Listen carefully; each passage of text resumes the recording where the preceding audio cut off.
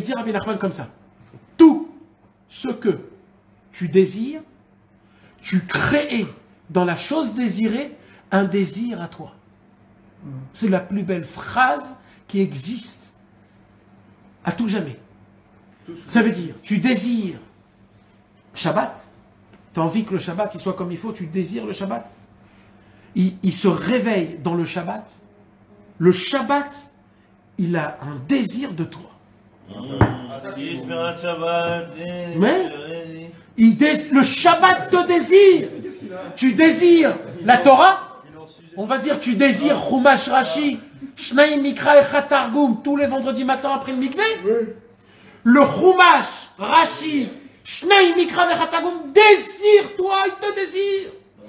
D'ailleurs, on voit que il a voulu un temps pour Dieu, tu l'as dit je désire. D'accord? Tu désires Rabbeinu, il te désire, il t'appelle.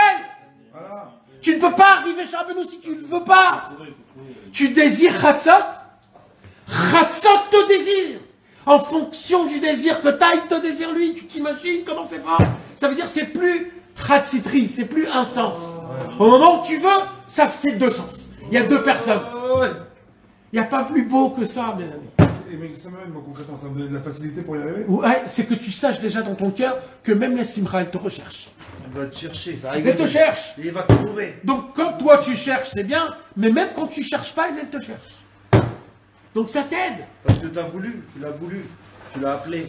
Et même Avram Avinu, il y a écrit qu'Avram Avinu, il a acheté la tombe de Hebron à combien d'argent? 400. À 400 pièces d'argent. Il y a écrit Arba Meot Shekel Kesef. Pourquoi il y a écrit Shekel Kesef? Arba Meot Shekel. Pourquoi 400 shekels d'argent? C'est quoi 400 shekels? Parce que c'était une grosse somme. Le Zohar HaKadosh Parashat Trae Sarah, il dit un chidouche. Kesef, c'est les mêmes mots que Kisufim. Il dévoile que dans le monde futur, il y a 400 mondes remplis de volonté. Et que quand les tzadikim ils meurent, on en parlait là-bas, ils meurent, ils arrivent dans les 400 mondes. C'est pour cela que quand il a voulu prendre Sarah pour enterrer, il a payé 400 pièces parce qu'en fait il a voulu l'amener dans les 400 mondes de Kisufim. C'est pour ça qu'il a payé les 400 pièces. Arba Mot Shekel Kesef. Kisufim, on a dit c'est les volontés, les Kisufim ardents. C'est ça qu'il dit à la fin. C'est ça qu'il dit ici. Qui a 310.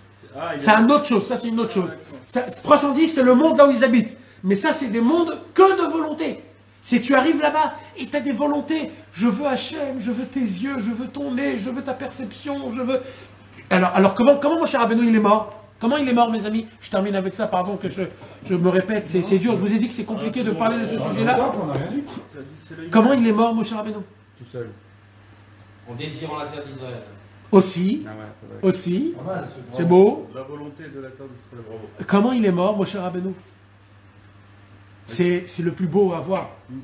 Le Zohar HaKadosh. Désirer Hachem et Hachem le désirer. Il est mort quand on a dit Mincha Shabbat. Mincha Shabbat, c'est plus que Ratzon, c'est Ratzon Sheba Ratzon. Comme Emet Lea Mito.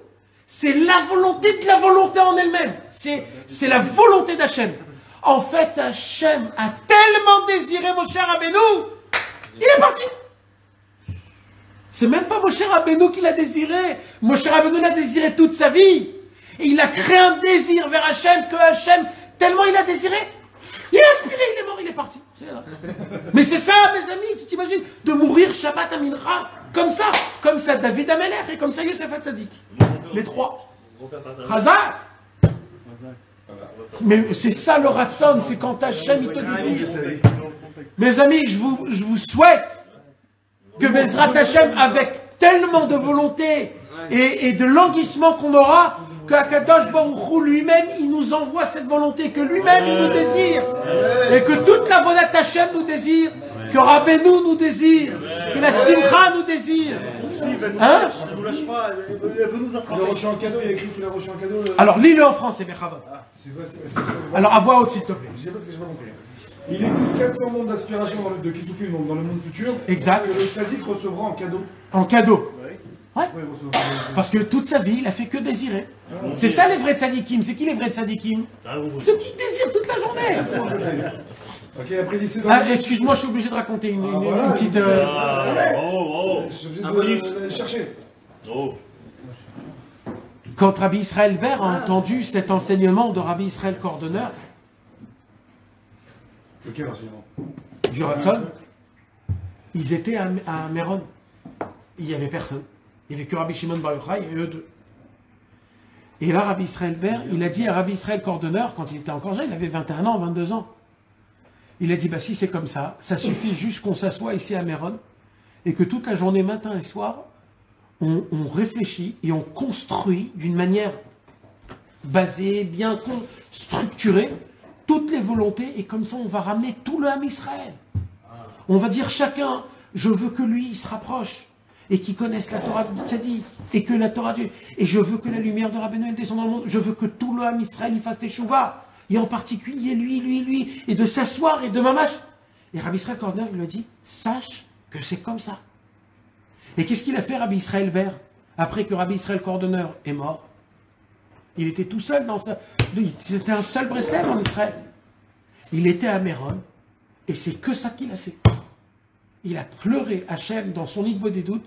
Il a pleuré que la lumière, que la vérité du tzaddik soit diffusée dans le monde en entier. Et il a attendu combien de temps jusqu'à que ça s'est fait? 70 ans. Pourquoi il ne l'a pas donné tout de suite? Parce qu'il a dû, Rabbi Israël, avoir 70 ans de volonté, de languissement ardent, pour que cette volonté elle soit assez forte, qu'elle contamine et qu'elle crée d'abord le Keren Rabbi Israël, qui fait tous ces millions de livres, qui envoie en France, au Canada, en Angleterre, dans le monde en entier, qu'il y a des gens qui viennent bénévoles et qui fassent la volonté de Rabbi Israël, la volonté de Rabbi Nathan, la volonté de Rabbeinu.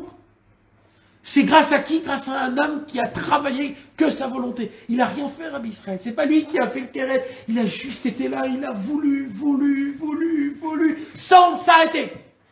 Oui, il n'a rien fait, c'est... Non, bien c'est un mot, c'est par rapport à tout ce qu'il y a. Parce que Rabbi Israël, dans l'action, ça veut dire. C'est lui qui a... Vous comprenez, mes amis? Ouais. C'est possible pour nous tous, c'est possible. Zev Shari. Yesh Tikva. Il y a un espoir, mes amis.